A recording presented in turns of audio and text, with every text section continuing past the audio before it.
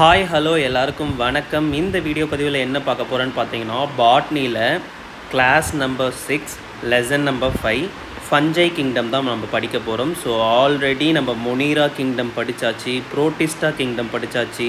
அடுத்தது இந்த 5 kingdom கிளாசிஃபிகேஷனில் ஃபஞ்சை kingdom ரொம்ப ரொம்ப ரொம்ப இம்பார்ட்டண்ட்டான டாப்பிக்கு. ப்ரீவியஸாக பார்த்த மொனீரா கிங்டமாக இருக்கட்டும், இல்லை புரோட்டிஸ்டா கிங்டமாக இருக்கட்டும், ரெண்டுமே பேசிக்கான விஷயங்களை மட்டும் தெரிஞ்சுக்கிட்டால் போதுமானது. இதுக்கப்புறம் வரக்கூடிய ஃபஞ்சை கிங்டமாக இருக்கட்டும், பிளான் கிங்டமாக இருக்கட்டும், அனிமல் கிங்டமாக இருக்கட்டும், இது மூணுத்தையுமே நீங்கள் டீட்டெயில்டாக தெளிவாக நீங்கள் படிச்சுக்கணும். கண்டிப்பாக கொஷின்ஸ் உங்களோட எக்ஸாமில் கேட்பாங்க. ஸோ அதனால் ப்ரீவியஸ் வீடியோலாம் பார்க்கல அப்படின்னா அந்த வீடியோ எல்லாத்தையும் கம்ப்ளீட்டாக பார்த்துடுங்க. ஏன்னா நம்ம 1 by 1 தான் நம்ம கொண்டு வரோம். ஓகேவா? திடீர்னு இடையிலேருந்து லெசன்ஸ்லாம் எதுவுமே ஆரம்பிக்கல. ஸோ ஃபஸ்ட்டு செல்லுனா என்ன நம்ம படித்தோம், சைட்டாலஜி லெசனை 2 பகுதியாக நம்ம படித்தோம். அடுத்தது கிளாசிஃபிகேஷன் ஆஃப் ஆர்கானிசம். ஒவ்வொரு சயின்டிஸ்ட்டும் இந்த உலகத்தில் இருக்கக்கூடிய எல்லா உயிரினத்தையும் ஒவ்வொரு மாதிரி கிளாஸிஃபை பண்ணுறாங்க. ஸோ அதில் ப்ராப்பரான கிளாஸிஃபிகேஷன் யார் கொடுத்ததுன்னு பார்த்தீங்கன்னா, ஆர்ஹெச் விட்டாக்கர் தான் ப்ராப்பரான கிளாஸிஃபிகேஷன் கொடுத்தார். ஸோ அவருடைய 5 கிங்டம் கிளாஸிஃபிகேஷனை எடுத்து தான் ஈச் கிங்டமாக, அதாவது ஒவ்வொரு கிங்டமாக தனித்தனியாக படிச்சுட்ருக்கோம். So already monera and protista complete ஆகிடுச்சு. அது பேசிக்கான விஷயங்கள் மட்டும் எக்ஸாம் பாயிண்ட்டுக்கு தெரிஞ்சு வச்சுக்கோங்க. இன்றைக்கி பார்க்க போகிற ஃபஞ்சை கிங்டம் ரொம்ப ரொம்ப இம்பார்ட்டண்ட்டு. அடுத்து வரக்கூடிய பிளான்ட்டும் சரி, அனிமல் கிங்டமும் சரி, ரெண்டுமே இம்பார்ட்டன்ட். இந்த 3 டாபிக்ஸ்லேருந்து தான் கொஷின்ஸ் அதிகமாக கேட்பாங்க. ஓகேவா? ஓகே, நம்ம டேரெக்டாக வீடியோ பதிவை ஸ்டார்ட் பண்ணிடலாம். ஸோ ஸ்டார்ட் பண்ணுறதுக்கு முன்னாடி ஸ்க்ரீனில் தெரிகிற இந்த மெட்டீரியல் நம்ம சேல் பண்ணிகிட்ருக்கோம். இந்த மெட்டீரியல் உங்களுக்கு வேணும் அப்படின்னா 800 பே பண்ணிவிட்டு உங்களோட அட்ரஸ் சென்ட் பண்ணிங்கன்னா ஒரு 4 to 5 டேஸ்க்குள்ளே கொரியர் மூலமாக இந்த புக்கை நீங்கள் ரிசீவ் பண்ணிக்கலாம். ஸ்பைரல் பைண்டிங் போட்டு புக்கு மாதிரி வீட்டுக்கு வந்துடும். ஸோ ஸ்க்ரீனில் தெரிகிற இந்த நம்பருக்கு காண்டாக்ட் பண்ணி வாட்ஸ்அப் மூலமாக அக்சஸ் பண்ணிக்கலாம். ஓகேவா? ஸோ இந்த கண்டென்ட், இந்த புக்கில் இல்லாத ஒரு சில விஷயங்களை நான் சொல்லுவேன். புக்ஸ் வாங்கின நண்பர்கள் எல்லாருமே நம்ம என்னென்ன கண்டென்ட் அப்டேட் பண்ணுறோமோ அதை அப்படியே உங்களோட புக்ஸோடு சேர்த்து வச்சுக்கோங்க. ஓகேவா? ஏன்னா நம்ம கண்டென்ட் எழுதும்போது அந்த கண்டென்ட்டெல்லாம் இதில் சேர்க்க முடியல. ஸோ அதனால் நான் என்னென்னலாம் எக்ஸ்ட்ராவாக சொல்லணும் அது எல்லாத்தையுமே புக்ஸில் அப்படியே சைட் பை சைடாக எழுதி வச்சுக்கோங்க. ஓகேவா? Okay, fungi kingdom. So 5 kingdom கிளாஸிஃபிகேஷனில் 3வது கிங்டம் என்னென்னு பார்த்தீங்கன்னா இந்த ஃபஞ்சை கிங்டம் தான். முதல்ல பேசிக்கான விஷயம் என்னன்னு தெரிஞ்சுக்கோங்க. முதல்ல இதில் செல்லுலார் ஆர்கனைசேஷன் என்ன, அடுத்தது இதில் பாடி ஆர்கனைசேஷன் என்ன, அடுத்தது இதில் செல்வால் இருக்குமா இருக்காதா, நெக்ஸ்ட்டு மோட் ஆஃப் நியூட்ரிஷன் என்ன. ஸோ இந்த 4 விஷயம் நம்ம, அதாவது புரோட்டிஸ்டாவாக இருக்கட்டும், மொனீராவாக இருக்கட்டும், இந்த 4 விஷயம் நம்ம கம்பல்சரி நம்ம தெரிஞ்சு வச்சுக்கணும்னு நான் சொன்னேன். ஓகேவா? அதே போல் ஃபஞ்சை கிங்டமுக்கும் இந்த 4 விஷயத்தை கண்டிப்பாக தெரிஞ்சுக்கோங்க. ஸோ செல்லுலார் ஆர்கனைசேஷன், இது என்ன மாதிரியான செல்லுலார் ஆர்கனைசேஷன் அப்படின்னு பார்த்தீங்கன்னா, ஃபங்கை உங்களுக்கு என்ன, அது ஒரு யூகேரியாட்டிக் உயிரினம். யூகேரியாட்டிக் அப்படின்னா என்ன? வளர்ந்த, அதாவது வெல் டெவலப்டு நியூக்ளியஸ் இருக்கும். அதுக்கப்புறம் வெல் டெவலப்டு செல் இன்டர்னல் ஆர்கனல்ஸ் இருக்கும். ஓகேவா? செல் நுண்ணுறுப்புகள் இருக்கும். அதுக்கப்புறம் நன்கு வளர்ந்த நியூக்ளியஸ் என்பது இருக்கும், உட்கரு என்பது இருக்கும். அதை தான் நம்ம யூகேரியாட்டிக் உயிரினம் சொல்கிறோம். ஸோ யூகேரியாட்டிக் உயிரினமாக இருக்கணும். அடுத்தது பாடி ஆர்கனைசேஷன் பார்த்திங்கன்னா எல்லாமே மல்டி செல்லுலார் தான், ஆனால் எக்ஸப்ட் ஈஸ்ட்டை தவிர. ஸோ ஈஸ்ட்டு மட்டும் ஒரு யூனிசெல்லுலார், அது மட்டும் ஒரு எக்ஸப்ஷன். ஈஸ்ட்டு மட்டும் யூனிசெல்லுலார் உயிரினம், மற்ற எல்லா உயிரினமும் மல்டி செல்லுலார் தான். ஓகேவா? ஸோ நெக்ஸ்ட்டு செல்வால் இருக்குமான்னு கேட்டிங்கன்னா கண்டிப்பாக செல்வால் இருக்கும். ஸோ செல்வால் எதனால் மேட் பண்ணப்பட்டிருக்கும் அப்படின்னு பார்த்தீங்கன்னா கைட்டின் எனப்படுகின்ற ஒரு கார்போஹைட்ரேட்டினால் உருவாக்கப்பட்டிருக்கும். Cell wall is made up of chitin. ஓகேவா? அடுத்தது மோட் ஆஃப் நியூட்ரிஷன் பார்த்தீங்கன்னா, ஸோ இது ஹெட்டிரோட்ராஃபிக்கு. ஸோ ஹெட்டிரோட்ராஃபிக் அப்படின்னா நம்ம பின்னாடி டீட்டெயில்டாக படிப்போம். ஓகே, தன்னோட உணவுக்காக மற்ற உயிரினத்தை சார்ந்து இருப்பது. ஓகேவா? ஸோ ஃபோட்டோசிந்தசிஸ் மூலமாக உணவை தயார் செஞ்சுக்க முடியாது. ஸோ இந்த 4 விஷயம் ரொம்ப ரொம்ப பேசிக்கான விஷயம். இதை நான் எல்லா கிங்டமுக்குமே இந்த 4 விஷயத்தை கண்டிப்பாக தெரிஞ்சு வச்சுக்கணும். ஓகேவா? ஸோ இப்போ இங்கே பாருங்கள், ஃபங்கை என்பது ஒரு யூகேரியாட்டிக் ஆர்கானிசம். நான் வாஸ்குலர், அதாவது நான் வாஸ்குலர் அப்படின்னா திசுக்கள் அல்லாது, திசுக்கள் இருக்காதுங்க, திசுக்கள் இல்லாத. அதுக்கப்புறம் நான் மொட்டைல் அப்படின்னா ஃப்ளாஜெல்லாம் இருக்காது, நகரக்கூடிய ஃப்ளாஜெல்லா, அதாவது கசையிழைகள் இருக்காது. நான் மொட்டைல் அப்படின்னா நகர இயலாதன்னு சொல்லுவாங்க. ஓகேவா? ஸோ ஃபஞ்சை என்பது ஒரு யூகேரியாட்டிக் உயிரினம், அதுதான் இங்கே ரொம்ப ரொம்ப முக்கியமான பாயிண்ட்டு. அடுத்தது இது வந்து தே மேபி யூனிசெல்லுலார், அதாவது ஆக்சுவலாக மோஸ்ட் ஆஃப் த உயிரினம் வந்து என்னென்னு பார்த்தீங்கன்னா மல்டி செல்லுலார் உயிரினம் தான். ஆனால் தே மேபி யூனிசெல்லுலாரும் இருக்குது அப்படின்னு சொல்கிறாங்க. யூனிசெல்லுலாருக்கு எக்ஸாம்பிள் என்னென்னு பார்த்தீங்கன்னா ஈஸ்ட் தான் மிகச்சிறந்த எக்ஸாம்பிள். அடுத்தது இது எல்லாமே எப்படி இருக்குன்னா மோஸ்ட்லி வந்து ஃபிலமெண்டஸாக இருக்கும். ஃபிலமெண்டஸ் அப்படின்னா இழைகள், அப்படியே இந்த மாதிரி கசை இழைகள் மாதிரி இருக்குங்க. எல்லாமே ஃபிலமெண்டஸாக தான் இருக்கும். ஓகேவா. அடுத்தது fungi lack chlorophyll hence cannot perform photosynthesis. ஓகேவா. ஸோ ஃபங்கையில் குளோரோஃபில் கிடையாது. குளோரோஃபில் இருந்தால் மட்டும்தான் அங்கே ஃபோட்டோசிந்தசிஸ், அதாவது அந்த ஃபோட்டோசிந்தசிஸ் நடக்கிறதுக்கு ஏதாச்சும் ஒரு பிக்மெண்ட் வந்து தேவை. இப்போ பிளான்ஸில் ஃபோட்டோசிந்தசிஸ் நடக்கிறதுக்கு காரணம் வந்து இந்த குளோரோஃபில் எனப்படுகின்ற பிக்மெண்ட். ஓகேவா. ஸோ இந்த குளோரோஃபில் எனப்படுகின்ற பிக்மெண்ட் வந்து ஃபங்கையில் இல்லை. அதனால் ஃபங்கையால் ஃபோட்டோசிந்தசிஸ் மூலமாக உணவை தயார் செய்து கொள்ள முடியாது. அப்போது இது வந்து என்ன மாதிரியான மோட் ஆஃப் நியூட்ரிஷனை கடைபிடிக்குது அப்படின்னு பார்த்தீங்கன்னா இது வந்து ஒரு ஹெட்டிரோட்ராஃபிக் ஆர்கானிசம். ஹெட்டிரோட்ராஃபிக் அப்படின்னா பிற ஊட்ட உயிரினங்கள் அப்படின்னு சொல்லுவாங்க. அதாவது தன்னோட உணவுக்காக மற்ற உயிரினத்தை சார்ந்திருப்பது, இதுக்கு பேர் தான் ஹெட்டிரோட்ராஃபிக் உயிரினம். ஸோ இந்த ஹெட்டிரோட்ராஃபிக்கில் இது வந்து சாப்ரோஃபைட்டிக்காகவும் இருக்கலாம், இல்லைனா பேராசைட்டிக்காகவும் இருக்கலாம். இதை நம்ம படிக்கலாம். இது வந்து நம்ம பேராசைட்டாகவும் இருக்கலாம், சிலது வந்து இதுவாக கூட இருக்கலாம், சிம்பயோட்டிக்காக கூட இருக்கலாம், இணங்கி வாழ் உயிரினமாக கூட இருக்கலாம். ஸோ இந்த மூணும் டீட்டெயில்டாக நம்ம பின்னாடி படிக்கலாம். Some fungis are parasitic can infect the host. ஓகேவா. அதாவது சில ஃபங்கை வந்து பேராசிட்டிக்காக இருக்கும், அதாவது தன்னோட உணவுக்காக மற்ற உயிரினத்தை மேலே ஊட்டி அங்கேருந்து உணவை வந்து எடுத்துக்கும். ஸோ இதுக்கு பேர் வந்து பேராசைட்டிக் அப்படின்னு சொல்லுவாங்க. அதாவது ஹோஸ்ட் எங்கேருந்து உணவு எடுக்கணுமோ அந்த உணவை வந்து அந்த ஹோஸ்ட், அதாவது அந்த உயிரினத்தை அஃபெக்ட் பண்ணி பேராசைட்டிக்காக தன்னோட உணவை வந்து எடுத்துக்கும்னு சொல்கிறாங்க. அதுக்கப்புறம் இங்கே மோட் ஆஃப் ரீப்ரொடக்ஷன் பார்த்தீங்கன்னா ஃபஞ்சையில் செக்ஷுவல் ரீப்ரொடக்ஷனும் பாசிபிள் தான், ஏசெக்ஷுவல் ரீப்ரொடக்ஷனும் பாசிபிள் தான். ஸோ ஏசெக்ஷுவலில் ஆக்சுவலாக 2 வகை ரீப்ரொடக்ஷன் வந்து நடக்கும். ஒன்று வந்து வெஜிடேட்டிவ் ரீப்ரொடக்ஷனு, இன்னொன்று என்னென்னு பார்த்தீங்கன்னா ஸ்போர் மூலமாக ரீப்ரொடக்ஷன் வந்து நடக்கும். அதாவது ஸ்போர் அப்படின்னா வித்துக்கள் மூலமாக. ஓகேவா. அதாவது ஒரு சில வித்து, அதை நம்ம பின்னாடி டீட்டெயில்டாக நம்ம பார்க்கலாம். வித்துக்கள் மூலமாகவும் ஏசெக்ஷுவல் ரீப்ரொடக்ஷன் நடக்கும்.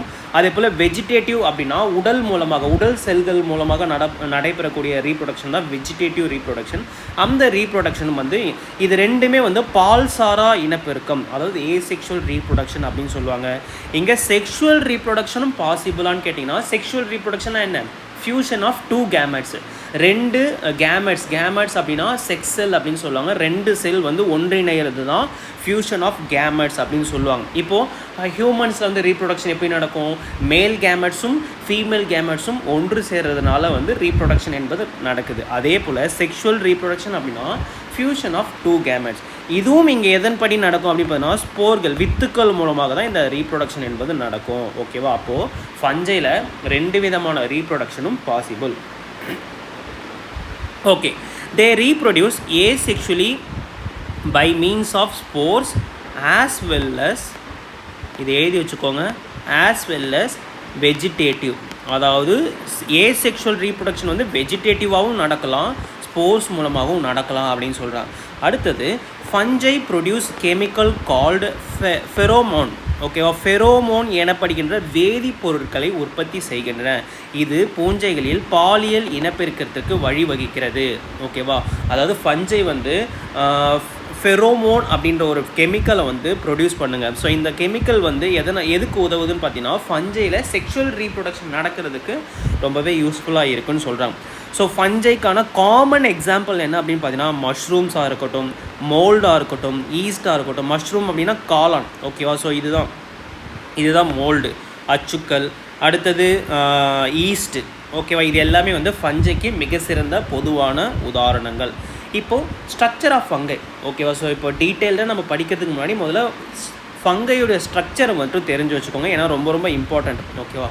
Almost all the fungi have filamentous structure. கிட்டத்தட்ட அதாவது பொதுவாக எல்லா ஃபஞ்சையுமே வந்து எந்த ஷேப்பில் தான் இருக்கும் பார்த்தீங்கன்னா ஃபிலமெண்டஸ் ஸ்ட்ரக்சரில் தான் இருக்கும். ஃபிலமெண்டஸ் அப்படின்னா இழை போன்று இருக்கும். ஸோ இந்த மாதிரி இழைகளாக இருக்கும் ஓகேவா.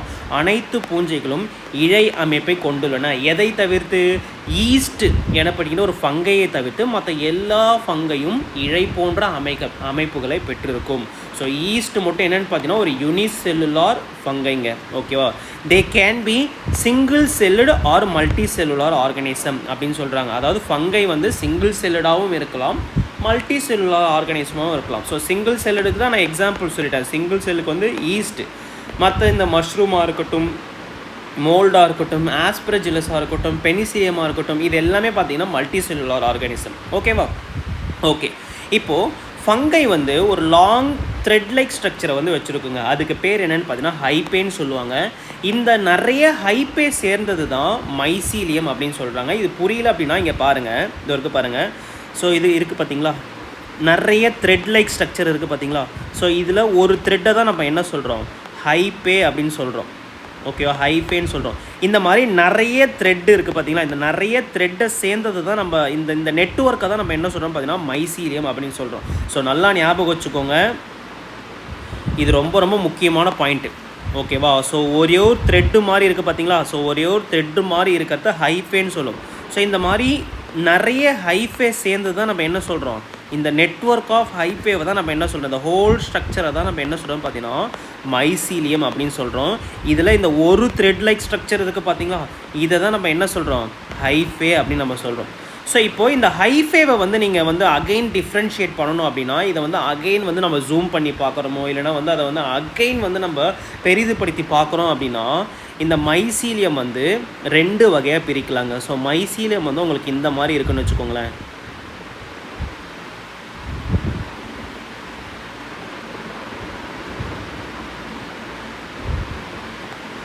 ஸோ இந்த மாதிரி செக்மெண்ட் அதாவது பார்த்தீங்களா, செக்மெண்ட்டாக. ஸோ செக்மெண்ட்டாக இருந்துச்சுன்னா அதுக்கு பேர் என்ன, செப்டேட் ஹைப்பேன்னு சொல்லுவாங்க. ஸோ இதுக்கு பேர் வந்து செப்டேட்டுன்னு சொல்லுவாங்க. செக்மெண்ட்டே இல்லாமல்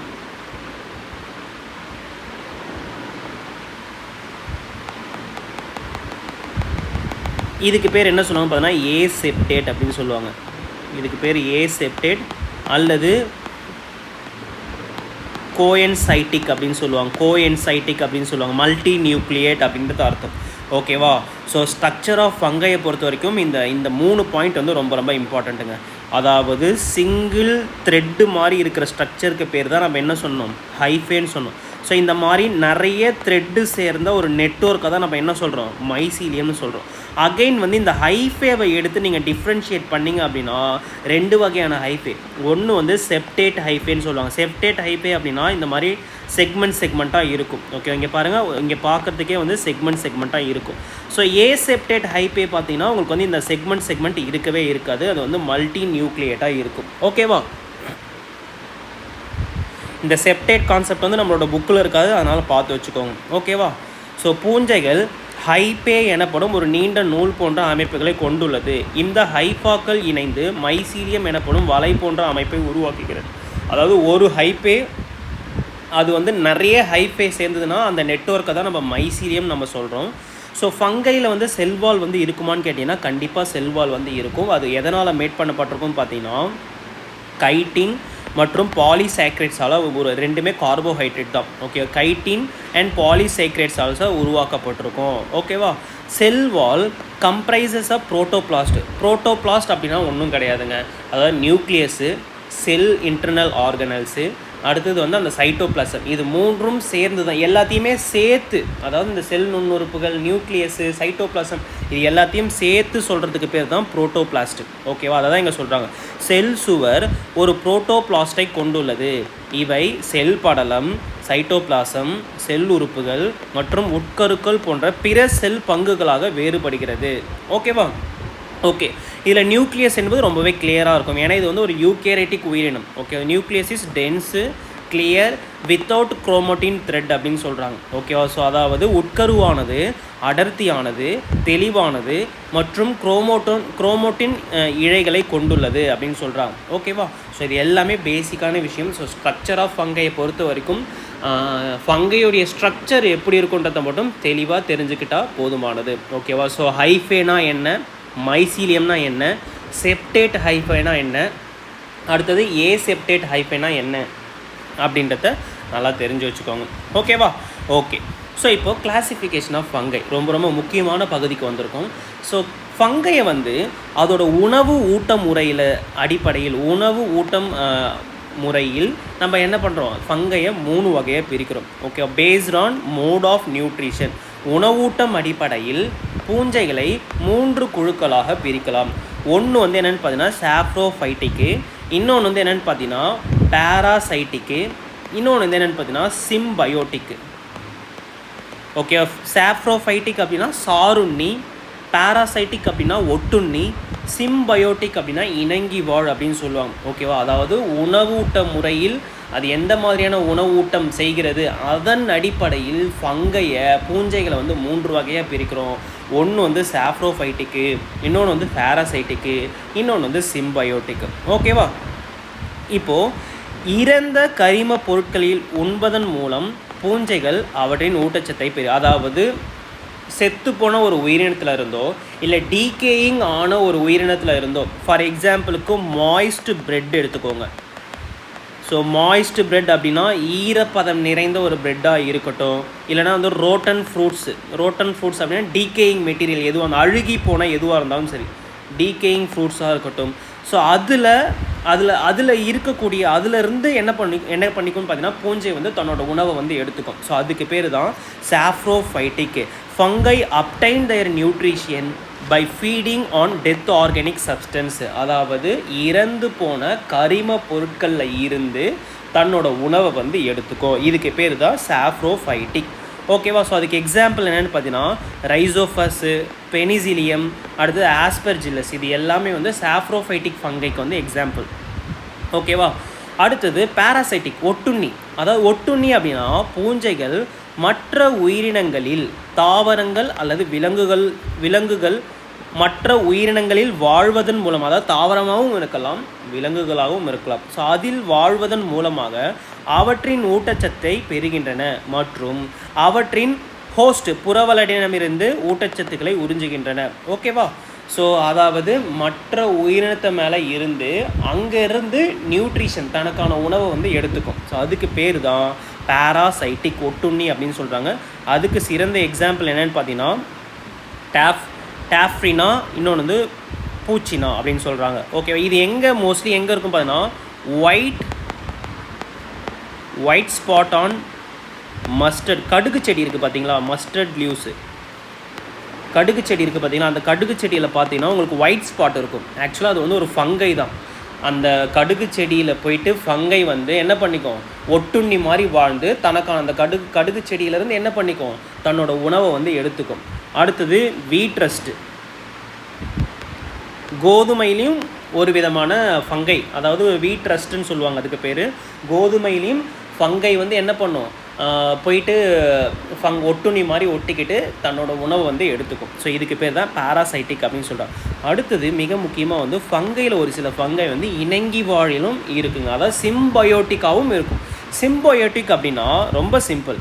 இந்த வகையான பூஞ்சைகள் மற்ற உயிரினங்களுடன் ஒன்றுக்கொன்று சார்ந்து உறவை கொண்டு வருகின்றன. ஃபார் எக்ஸாம்பிளுக்கு லைக்கன்ஸ் எடுத்துக்கோங்களேன். லைக்கன்ஸு, மைக்கோரைசா, இது ரெண்டுமே வந்து சிம்பயோட்டிக் வந்து எக்ஸாம்பிள். அதாவது ஒன்றுக்கொன்று வந்து டிபெண்ட் பண்ணி இருக்கும். ஃபார் எக்ஸாம்பிள் இங்கே பாருங்கள், லைக்கன்ஸ் என்பது ஒரு சிம்பயோட்டிக் ஆர்கானிசம் சொன்னோம். ஸோ சிம்பயோட்டிக் அப்படின்னா ஒரு ஆல்கேவும் ஃபங்கையும் தங்களுக்குள்ளே என்ன பண்ணிக்கும், கோஆர்டினேட் பண்ணிக்கும். ஓகேவா? லைக்கன்கள் பாசிகள் மற்றும் பூஞ்சைகளுக்கு இடையிலான கூட்டுவாழ் உயிரி ஆகும். ஓகேவா? இது என்ன பண்ணுன்னு பார்த்தீங்கன்னா, பாசி இருக்குது பார்த்தீங்களா, பாசி மற்றும் பூஞ்சைகள் இரண்டும் ஒன்றுக்கொன்று பயனடைகின்றன. என்ன பண்ணும், பூஞ்சைகள் வந்து என்ன பண்ணும், பூஞ்சையால் ஃபோட்டோசிந்தசிஸ் பண்ண முடியாது. ஓகேவா? ஆனால் ஆல்கேவால் ஃபோட்டோசிந்தசிஸ் பண்ண முடியும். ஸோ ஆல்கே வந்து என்ன பண்ணும் பார்த்தீங்கன்னா, ஃபோட்டோசிந்தசிஸ் பண்ணி உணவை வந்து ஃபங்கைக்கு வந்து கொடுக்கும்.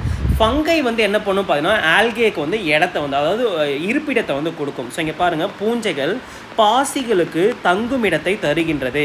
அதுக்கு பதில் அந்த தங்குமிடத்தை தருவதற்கு பதிலாக பாசிகள் வந்து என்ன கைமாறு செய்யுது, பாசி வந்து ஃபோட்டோசிந்தசிஸ் மூலமாக உணவை தயார் செஞ்சு என்ன பண்ணுது, அந்த உணவை வந்து பூஞ்சைக்கு வந்து கொடுக்கிறது. தானும் உணவை எடுத்துக்கிட்டு அந்த பூஞ்சைக்கும் உணவை வந்து கொடுக்கிறது. சேம் மைக்ரோரைஸாவும் இதே போல தான்.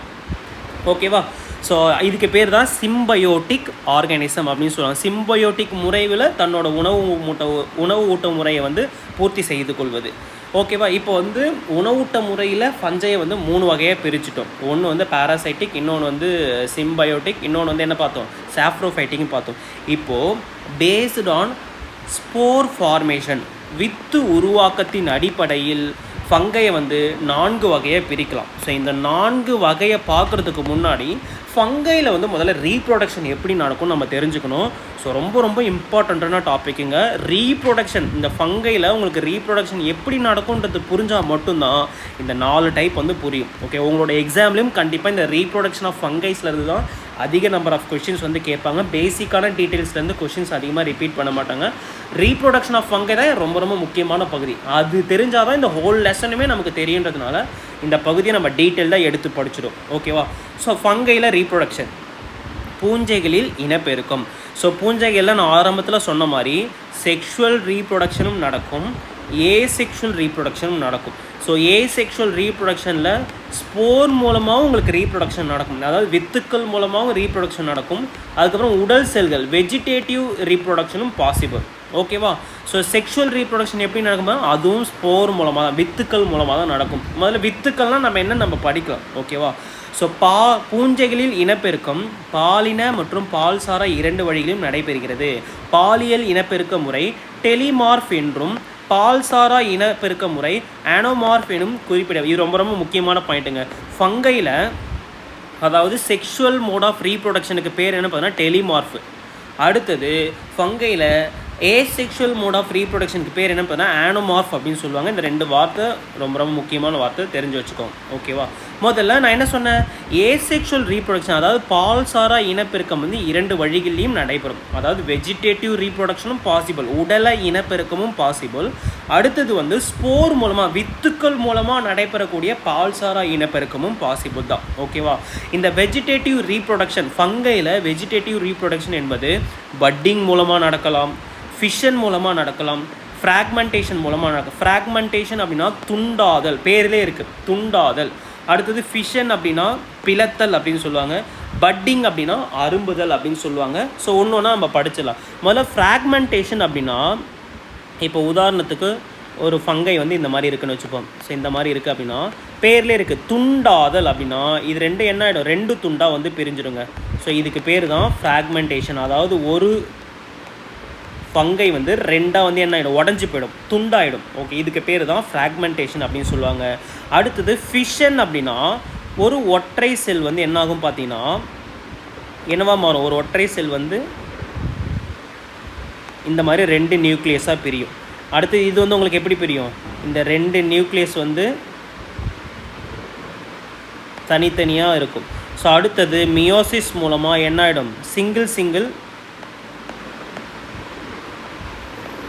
இந்த சைக்கிள் அப்படியே வந்து கண்டினியூ ஆகிட்டே போகுங்க. அதாவது ஒற்றை செல் வந்து 2 செல்லாக வந்து ஜாயின் ஆகும். இதுக்கு பேர் தான் ஃபிஷன், 2ம் வந்து ஒன்றாகிறது. ஓகேவா?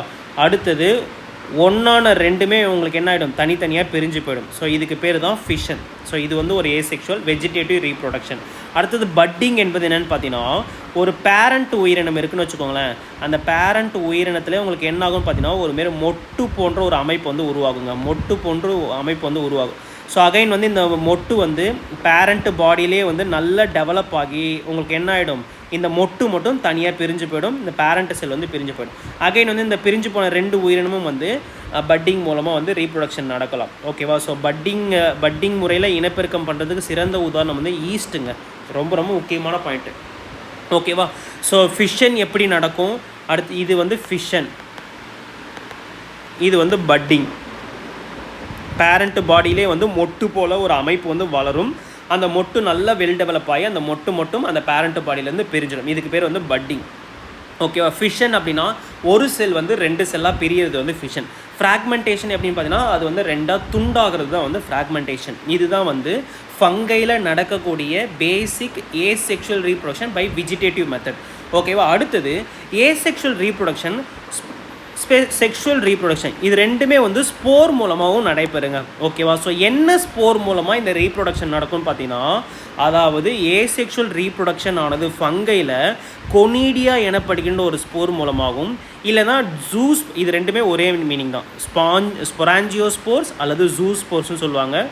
இது வந்து ஒரு ஸ்போர். கொனீடியா அல்லது ஸ்பொராஞ்சியோஸ்போர், இது ரெண்டு ஸ்போர் மூலமாக ஏசெக்ஷுவல் ரீப்ரொடக்ஷன் என்பது ஃபங்கையில் நடக்கும். அதே போல் செக்ஷுவல் ஸ்போர்ஸ், என்ன செக்ஷுவல் ஸ்போர்ஸ் மூலமாக செக்ஷுவல் ரீப்ரொடக்ஷன் நடக்கும்னு பார்த்தீங்கன்னா, ஆஸ்கோஸ்போர்ஸ், பெசிடியோஸ்போர்ஸ், ஊஸ்போர்ஸ், இந்த வித்துக்கள் மூலமாக செக்ஷுவல் ரீப்ரொடக்ஷன் ஆனது ஃபங்கையில் வந்து நடைபெறும். அடுத்தது கொனீடியா, ஜூஸ்போர், இது ரெண்டும் ஏசெக்ஷுவல் ஸ்போர். இந்த ஸ்போர் மூலமாக ஃபங்கையில் ஏசெக்ஷுவல் ரீப்ரொடக்ஷன் நடக்கும். முதல்ல இந்த ஸ்போர்னால் என்னென்னு தெரிஞ்சுக்கோங்க. இந்த ஸ்போர் வந்து எங்கே வந்து வரும்னு பார்த்தீங்கன்னா, இப்போ உதாரணத்துக்கு மைசீலியம்னா நான் என்ன சொன்னேன், அதாவது ஒரு த்ரெட் லைக் ஸ்ட்ரக்சர் வந்து ஹைப்பேன்னு சொல்லுவோம். நிறைய ஹைஃபே சேர்ந்து தான் மைசீலியம். ஸோ மைசீலியத்தோட ஒரு பகுதி வந்து நீங்கள் எடுத்துக்கோங்க. ஸோ மைசீலியத்தோட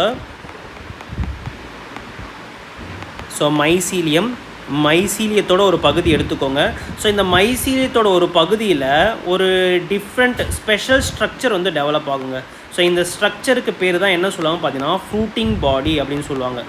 ஃப்ரூட்டிங் பாடி அப்படின்னு சொல்லுவாங்க. மைசீலியமில் ஒரு ஸ்ட்ரக்சர் எடுத்து பார்த்தீங்க அப்படின்னா, அந்த ஒரு ஸ்ட்ரக்சரில் ஒரு டிஃப்ரெண்ட் ஃபார்ம் ஆஃப் ஸ்ட்ரக்சர் வந்து ஃபார்ம் ஆகும். ஸோ அதுக்கு பேர் தான் ஃப்ரூட்டிங் பாடி. இந்த ஃப்ரூட்டிங் பாடி மேலேயோ இல்லை இந்த ஃப்ரூட்டிங் பாடிக்குள்ளேயோ தான் உங்களுக்கு என்ன ஃபார்ம் ஆகும், ஸ்போர் என்பது ஃபார்ம் ஆகும். அதாவது வித்துக்கள் என்பது, இனப்பெருக்கத்துக்கு உதவக்கூடிய வித்துக்கள் என்பது எங்கே ஃபார்ம் ஆகும் அப்படின்னு பார்த்தீங்கன்னா, இந்த ஃப்ரூட்டிங் பாடியில் தான் வந்து இந்த வித்துக்கள் வந்து ஃபார்ம் ஆகும். ஓகேவா? ஸோ இப்போ இந்த ஸ்போர்ஸ் வந்து எப்படி இருக்கும் நம்ம படிச்சிடலாமா? அந்த ஸ்போர்ஸ் வந்து எங்கே உருவாகும்னு படித்தாச்சு. இந்த ஸ்போர்ஸ் வந்து எப்படி இருக்கும்னு நம்ம படிச்சிடலாம். ஓகேவா? இப்போ இங்கே பாருங்கள், இங்கே பார்த்தீங்களா? ஸோ இதுக்கு பேர் தான் கொனீடியோஸ்போர் அப்படின்னு சொல்லுவாங்க. ஓகேவா? இதுக்கு பேர் தான் கொனீடியோஸ்போர் அப்படின்னு சொல்லுவாங்க.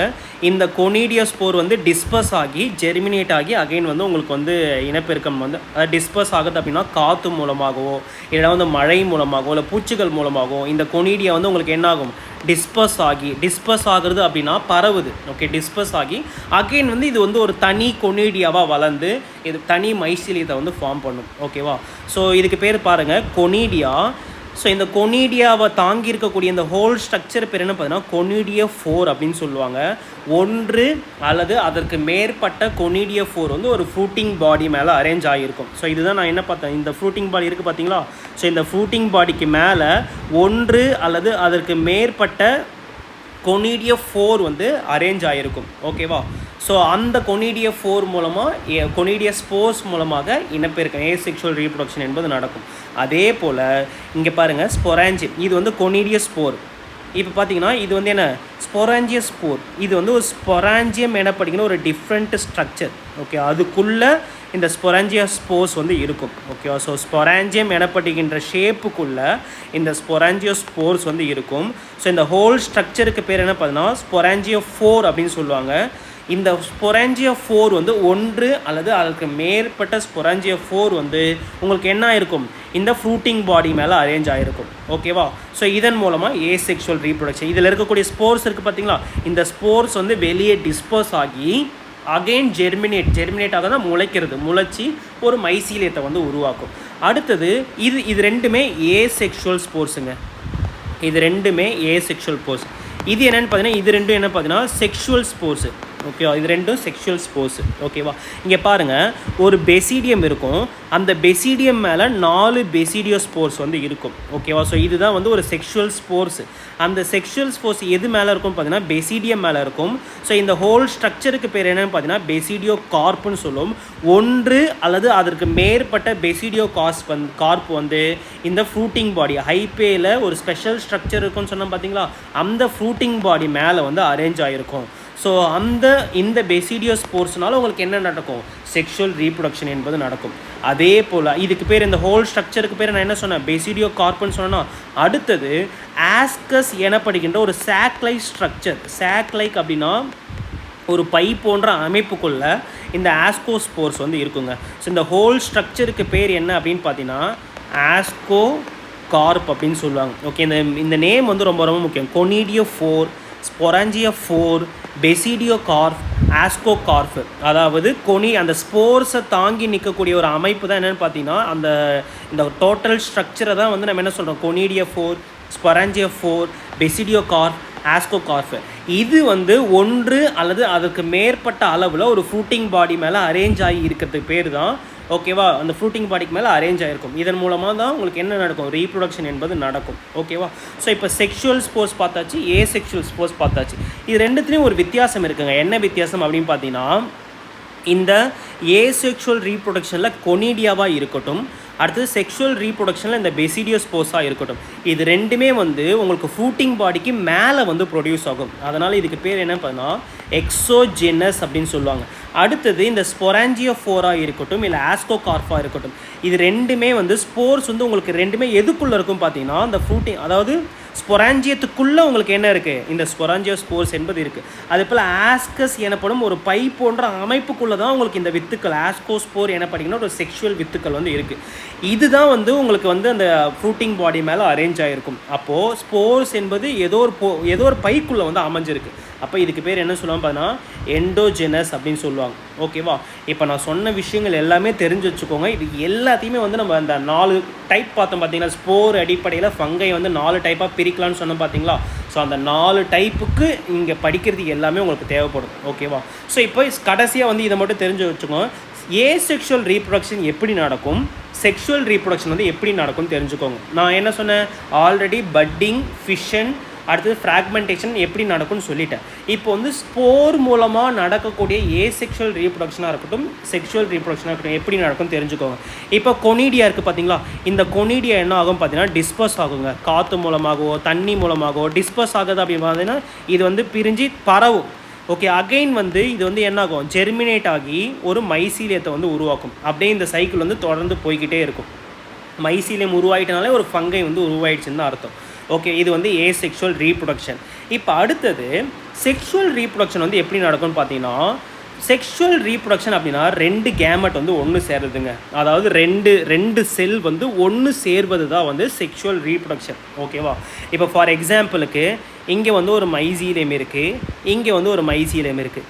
ஸோ இந்த மைசீலியம் வந்து ஒரு கேமெட்டை வந்து ப்ரொடியூஸ் பண்ணும். இது வந்து ஒரு செக்ஸ் செல்லை வந்து ப்ரொடியூஸ் பண்ணும். இது வந்து ஒரு கேமெட் அதாவது ஒரு ஸ்போர் வந்து ப்ரொடியூஸ் பண்ணணும்னு வச்சுக்கோங்க. ஓகேவா. ஸோ இது ரெண்டுமே வந்து என்ன பார்த்தீங்கன்னா ஹேப்ளாய்டு அப்படின்னு சொல்லுவாங்க. ஓகேவா. ஒற்றை குரோமோசோம் கொண்ட ஹேப்ளாய்டுன்னு சொல்லுவாங்க. ஓகேவா. ஹேப்ளாய்டு. இப்போ இது ரெண்டும் என்ன ஆகும் பார்த்தீங்கன்னா ஃபியூஷன், இது ரெண்டும் ஃபியூஸ் ஆகுங்க. இது ரெண்டும் சேரும். இதுக்கு பேர் தான் ஃபியூஷன் ஆஃப் கேமெட்ஸ் அப்படின்னு சொல்லுவோம். செக்ஷுவல் ரீப்ரொடக்ஷன் அப்படின்னாலே 2 கேமெட் வந்து ஃபியூஸ் ஆகணும். ஸோ இதுக்கு பேர் என்ன, இந்த ஸ்டெப்புக்கு பேர் என்னென்னு பார்த்தீங்கன்னா பிளாஸ்மோகேமி அப்படின்னு சொல்லுவோம். ஓகேவா. பிளாஸ்மோகேமி அப்படின்னு சொல்லுவோம். அதாவது 2 நியூக்ளியஸ் வந்து அதாவது 2 கேமெட்ஸோடைய புரோட்டோபிளாசம் வந்து ஒன்று சேர்வது தான் பிளாஸ்மோகேமி. ஓகே. 2 கேமெட்ஸோடைய புரோட்டோபிளாசம் ஒன்று சேர்வது தான் பிளாஸ்மோகேமி. அதாவது 2 நியூக்ளியஸ் வந்து ஒன்று சேர்ந்துடும். ஸோ இப்போ பார்த்தீங்கன்னா இது வந்து என்ன கண்டிஷன், n+n கண்டிஷன். 2 எண்ணும் ஒன்று சேர்ந்து போச்சுங்க, 2 ஹேப்ளாய்டும் ஒன்று சேர்ந்து போச்சு. இந்த ஃபேஸுக்கு பேர் என்ன பார்த்தீங்கன்னா டைகேரியோ ஃபேஸ் அப்படின்னு சொல்லுவாங்க. ஸோ இந்த கண்டிஷனுக்கு பேர் வந்து டைகேரியான். ஓகேவா. அதாவது முதல் ஸ்டெப்போடு, அதாவது இந்த செக்ஷுவல் ரீப்ரொடக்ஷனில் முதல் ஸ்டெப் 2 கேமெட்டும் ஒன்று சேருது. ஓகேவா. 2 கேமெட்டோடைய புரோட்டோபிளாசமும் ஒன்று சேர்வது, அந்த ஸ்டெப்புக்கு பேர் என்னன்னு பார்த்தீங்கன்னா பிளாஸ்மோகேமி. ஸோ பிளாஸ்மோகேமி அப்படின்னா 2 நியூக்ளியஸும் ஒரே செல்லுக்குள்ளே வந்துடும். ஸோ அந்த ஃபேஸுக்கு பேர் தான் டைகேரியோ ஃபேஸ் அப்படின்னு சொல்லுவாங்க. n+n condition. ஸோ இந்த கண்டிஷனுக்கு பேர் என்ன பார்த்தீங்கன்னா டைகேரியான் அப்படின்னு சொல்லுவாங்க. இப்போ 2வது ஸ்டெப், இதிலிருந்து 2வது ஸ்டெப் என்னன்னு பார்த்தீங்கன்னா கேரியோகேமி அப்படின்னு சொல்லுவாங்க. அதாவது இந்த 2 நியூக்ளியஸ் வந்து என்ன ஆகுன்னு பார்த்தீங்கன்னா ஒரே நியூக்ளியஸாக வந்து ஃபார்ம் ஆகிடும்.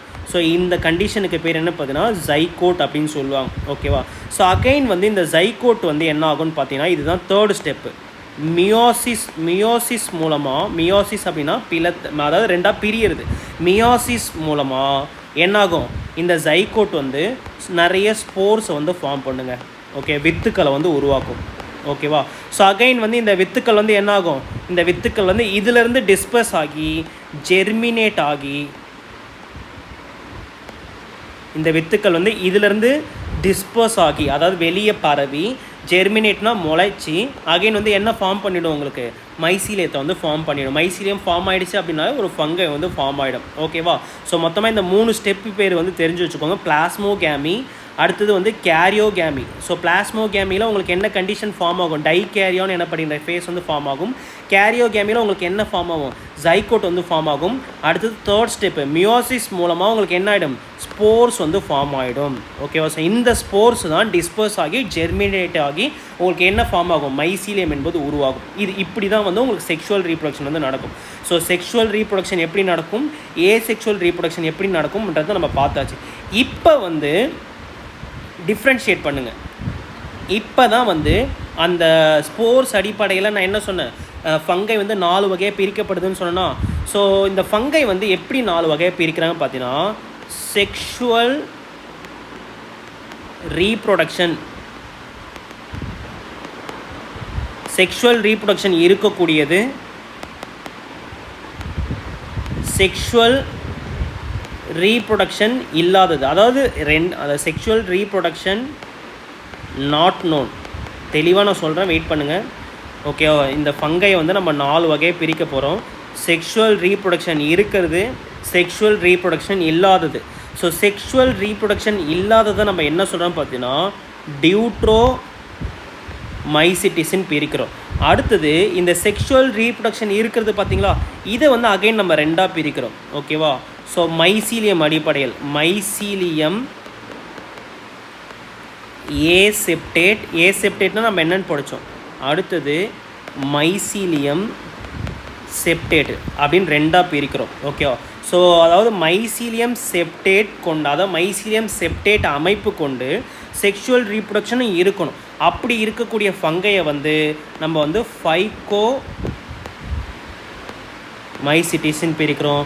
அடுத்தது இந்த மைசீலியம் செப்டேட் அடிப்படையில் 2 ஃபங்கை வந்து வருதுங்க. ஒன்று வந்து ஆஸ்கோமைசிட்டிஸு, இன்னொன்று வந்து என்னென்னு பார்த்தீங்கன்னா, வெயிட் பண்ணுங்கள், ஃபைகோமைசிட்டிஸ் பார்த்தாச்சு, ஆஸ்கோமைசிட்டிஸ் பார்த்தாச்சு, அடுத்தது பெசிடியோ மைசிட்டிஸ். இந்த 4 டைப் தான் நம்ம இப்போ படிக்க போகிறோம். ஃபைகோமைசிட்டிஸ், ஆஸ்கோமைசிட்டிஸ், பெசிடியோமைசிட்டிஸ், அடுத்து டியூட்ரோமைசிட்டிஸ். இதில் இந்த டியூட்ரியோமைசிட்டிஸ் மட்டும்தான் உங்களுக்கு என்ன இருக்காது, செக்ஷுவல் ரீப்ரொடக்ஷன் இருக்காது. இங்கே வெறும் ஏசெக்ஷுவல் ரீப்ரொடக்ஷன் மட்டும்தான் பாசிபிள். ஆனால் இந்த ஃபைகோமைசிட்டிஸாக இருக்கட்டும், ஆஸ்கோமைசிட்டிஸாக இருக்கட்டும், பெசிடியோமைசிட்டிஸாக இருக்கும், 2 வகையான ரீப்ரொடக்ஷனும் பாசிபிள். செக்ஷுவல் ரீப்ரொடக்ஷனும் பாசிபிள், ஏசெக்ஷுவல் ரீப்ரொடக்ஷனும் பாசிபிள். ஓகேவா? ஸோ இப்போ தெளிவாக படிச்சிருவோமா? இதுக்கப்புறம் வரக்கூடிய எல்லா கண்டென்ட்டும் நம்மளோட புத்தகத்தில் இருக்கும்.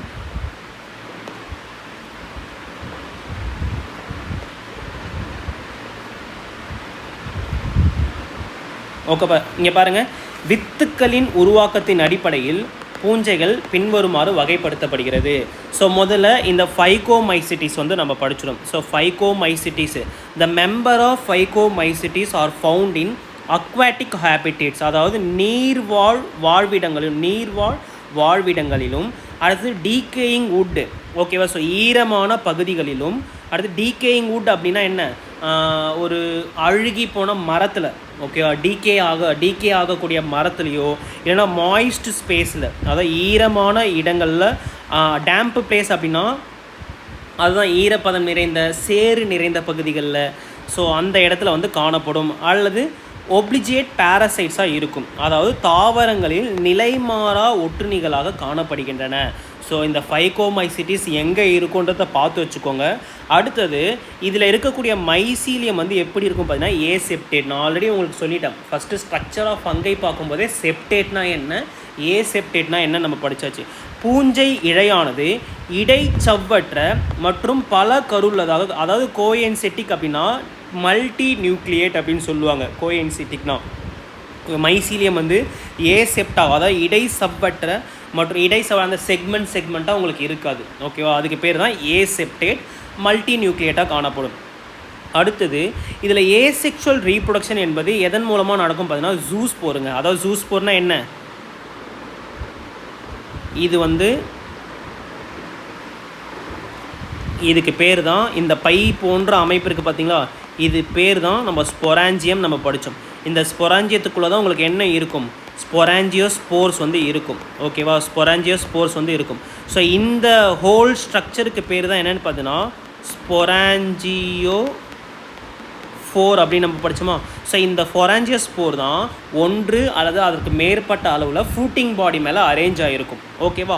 ஸோ இப்போ இங்கே பாருங்கள், இங்கே ஏசெக்ஷுவல் ரீப்ரொடக்ஷன் என்பது இதில் இந்த ஸ்போர்ஸ் வந்து ப்ரொடியூஸ் ஆகுது பார்த்தீங்களா. இந்த ஸ்போர்ஸ் வந்து 2 வகையாக பிரிக்கலாங்க. அதாவது ஒன்று வந்து மொட்டைல், இன்னொன்று வந்து நான் மொட்டைல். அதாவது ஃப்ளாஜெல்லாக இருக்கக்கூடிய ஸ்போர்ஸை வந்து ஜூஸ்போர்ஸ் எனவும், ஃப்ளாஜெல்லாக இல்லாத ஸ்போர்ஸை வந்து ஏப்ளானோஸ்போர்ஸ்னு நம்ம சொல்கிறோம். அதாவது ஃப்ளாஜெல்லாக இருந்தது அப்படின்னா அது வந்து நகரக்கூடிய ஸ்போர்ஸுங்க. அது ஃப்ளாஜெல்லாக இல்லை அப்படின்னா நான் மொட்டைல் ஸ்போர்ஸ்னு சொல்லுவோம். இது வந்து மொட்டைல் ஸ்போர்ஸ்னு சொல்லுவோம், இது வந்து நான் மொட்டைல் ஸ்போர்ஸ்னு சொல்லுவோம். மொட்டைல் அதாவது ஃப்ளாஜெல்லாக இருக்கக்கூடிய ஸ்போர்ஸ்க்கு பேர் என்னென்னு பார்த்தீங்கன்னா ஜூஸ்போர்ஸ் அப்படின்னு நம்ம பார்த்தோம். அடுத்தது மொட்டைல் இல்லை, அதாவது நான் மொட்டைலாக இருக்கக்கூடிய ஸ்போர்ஸ், நகர இயலாத ஸ்போர்ஸை வந்து நம்ம என்ன சொல்கிறோம், ஏப்ளானோஸ்போர்ஸ் அப்படின்னு நம்ம சொல்கிறோம். ஓகேவா. ஸோ ஏசெக்ஷுவல் ரீப்ரொடக்ஷன் என்பது உங்களுக்கு எதன் மூலமாக நடக்குமா, இந்த ஜூஸ்போர் அண்ட் ஏப்ளானோஸ்போர்ஸ் மூலமாக நடக்கும். ஸோ இது வந்து உங்களுக்கு எங்கே ப்ரொடியூஸ் ஆகும்னு பார்த்தீங்கன்னா இண்டஜினியஸ்லி ப்ரொடியூஸ் இந்த ஸ்பொராஞ்சியம். ஸோ இதுதான் ஸ்பொராஞ்சியம். இந்த ஸ்பொராஞ்சியம் என்ற ஒரு பைக்குள்ளே தான் இந்த ஸ்பொராஞ்சியோஸ்போர்ஸ் என்பது எண்டோஜெனியஸ்னால் அந்த உள்ளுக்குள்ளே வந்து ப்ரொடியூஸ் ஆகும்னு நம்ம படித்தோம். ஓகேவா. அடுத்தது இங்கே ஜைகோஸ், அதாவது இங்கே செக்ஷுவல் ரீப்ரொடக்ஷன் என்பது எப்படி நடக்கும் பார்த்தீங்கன்னா ஃபியூஷன் ஆஃப் 2 கேமெட், 2 கேமெட் வந்து ஃபியூஸ் ஆகிறது மூலமாக உங்களுக்கு என்ன நடக்கும், இங்கே ஜைகோஸ்போர் என்பது உருவாகும். ஓகே, செக்ஷுவல் ரீப்ரொடக்ஷன்னால என்ன, 2 ஸ்போர் வந்து சேர்றதுனால தான், அதாவது 2 கேமெட் வந்து உங்களுக்கு வந்து சேர்றதுனால தான் உங்களுக்கு செக்ஷுவல் ரீப்ரொடக்ஷன் வந்து நடக்குது. இங்கே கேமெட்ஸ் வந்து இந்த 2 கேமெட்ஸ் வந்து இங்கே வந்து 3 டைப்பாக இருக்குங்க. அதாவது 2 கேமெட்டும் ஒரே சைஸில் இருக்கிறது, ஒரு கேமெட் பெருசாகவும் ஒரு கேமெட் சின்னதாகவும், ஒரு கேமெட் இப்படியும் ஒரு கேமெட் வந்து மொட்டையிலாகும். ஓகேவா. ஸோ இதுக்கு பேர் என்னென்னு பார்த்தீங்கன்னா ஐசோகேமஸ்ன்னு சொல்லுவோம். இதுக்கு பேர் என்ன அப்படின்னு பார்த்தீங்கன்னா அனிசோகேமஸ்ன்னு சொல்லுவோம்.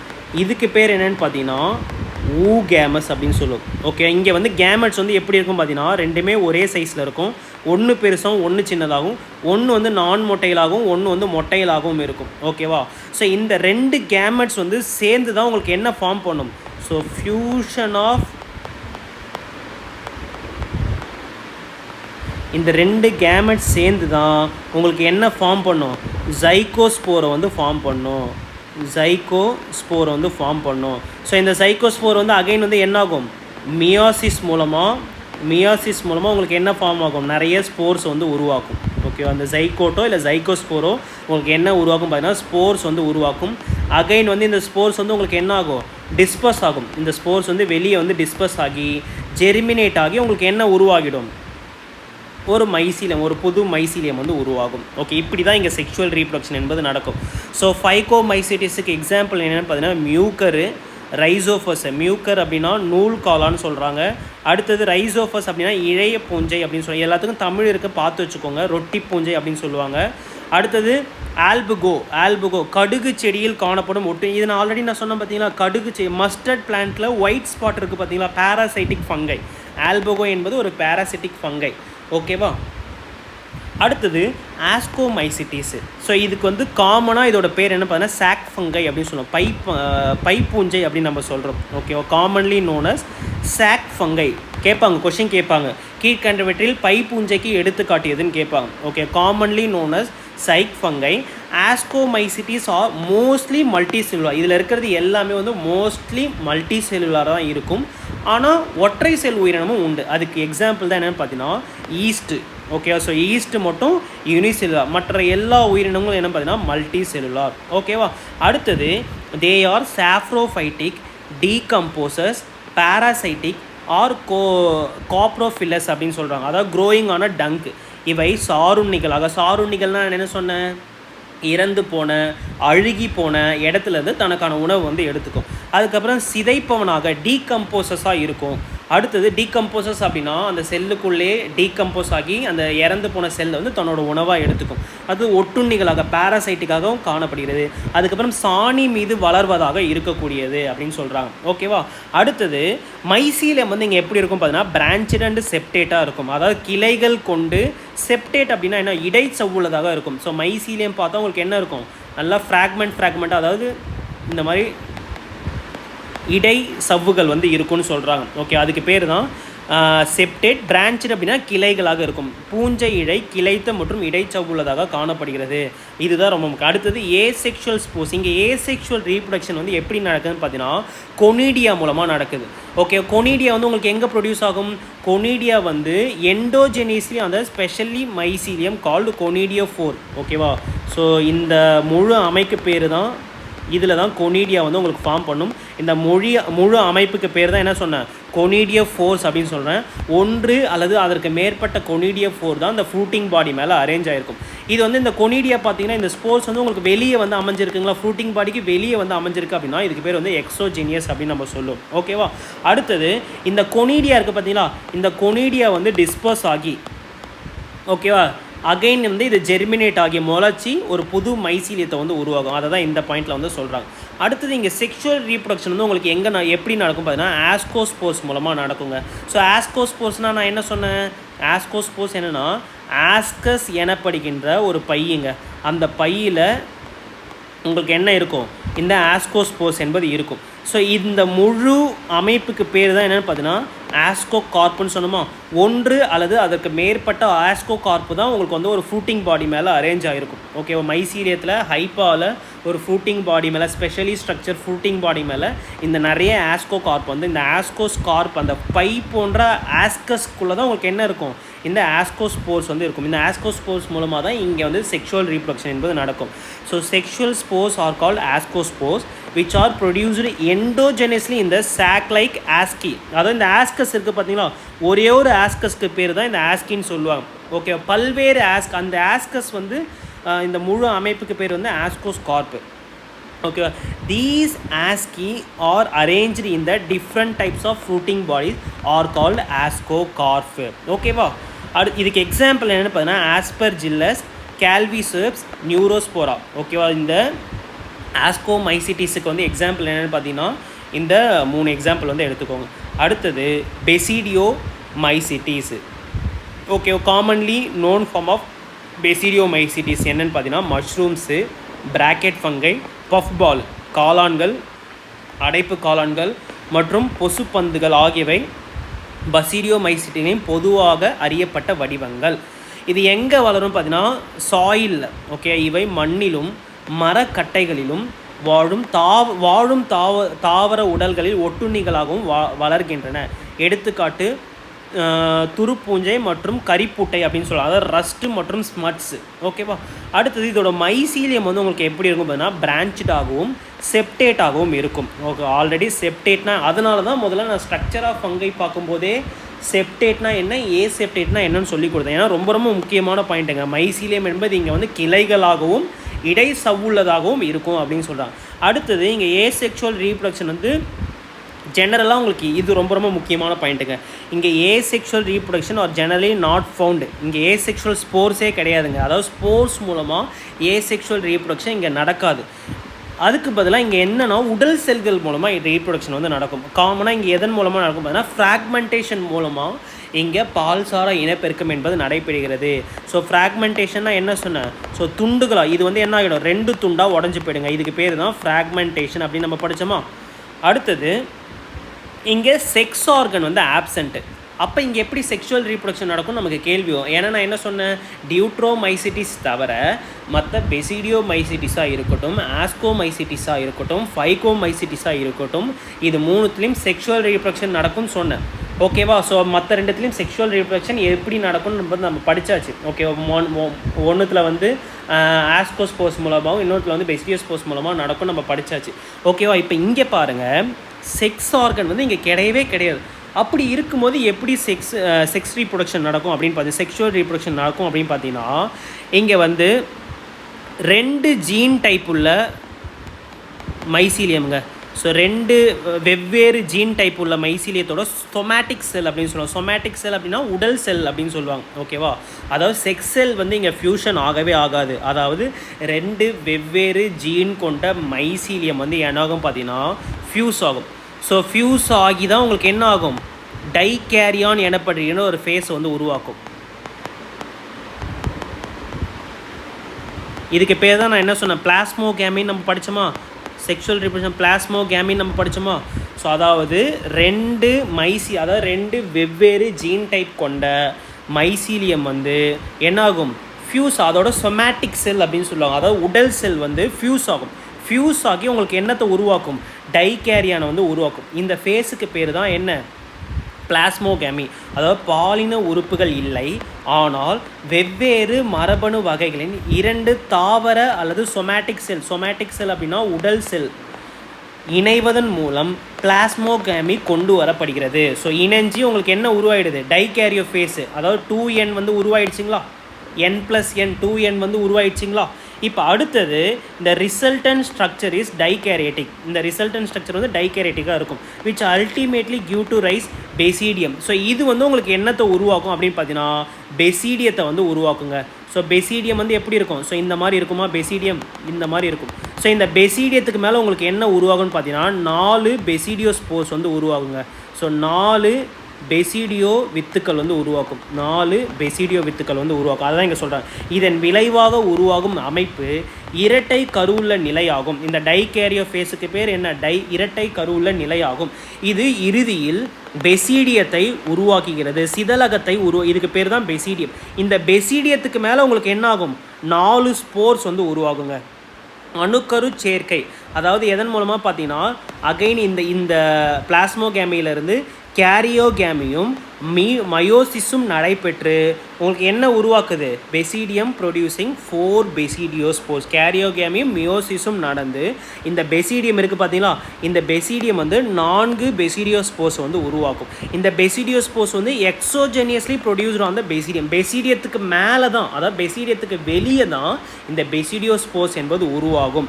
ஓகேவா? ஸோ இந்த பெசிடியோ, அதாவது இந்த டோட்டல் ஸ்ட்ரக்சருக்கு பேர் என்ன சொல்கிறாங்க பார்த்தீங்கன்னா பெசிடியா அப்படின்னு சொல்கிறாங்க, இல்லைனா பெசிடியோ கார்ப்ஸ் அப்படின்னு சொல்லுவாங்க. ஓகேவா? இந்த ஒன்று அல்லது அதற்கு மேற்பட்ட பெசிடியா ஃப்ரூட்டிங் பாடி மேலே அமைஞ்சிருக்கிறதுக்கு பேர் பெசிடியோ கார்ப்ஸ் அப்படின்னு சொல்கிறாங்க. ஓகேவா?